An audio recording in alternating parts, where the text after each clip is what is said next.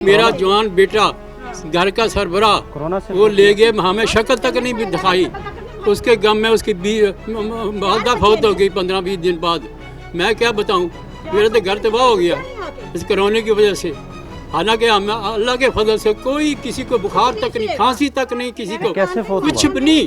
जितने 10 आदमी पकड़ के ले गए और 15 दिन वहाँ बैठाए रखा, ना उनको अच्छी रोटी, ना उनको पंखा, ना उनको लैट्रिन, वो गंदी, इतना बर्बाद किया उन लोगों को।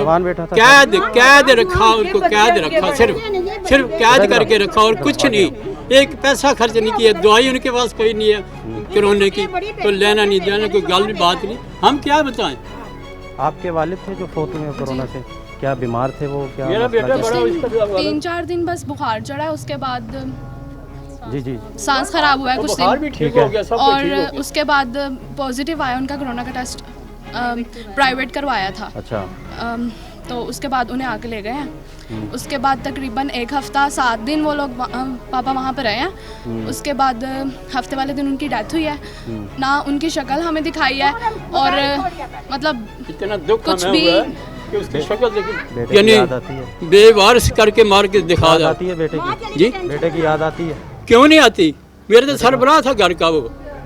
4 बच्चे हैं जवान में, ये लड़की शादी करीब की होने वाली है, वो लड़की पढ़ रहे हैं, कॉलेज में पढ़ रहे हैं, उसमें स्कूल में पढ़ रही हैं। मुझे दिन याद आएगा किसको, मैं तो 15 दिन उस दिन से रो के मेरा तो कुछ रहा नहीं है। मेरी आधी नज़र ख़त्म हो गई, अब अखबार नहीं पढ़ सकता मैं, ये हाल हो गया हमारा।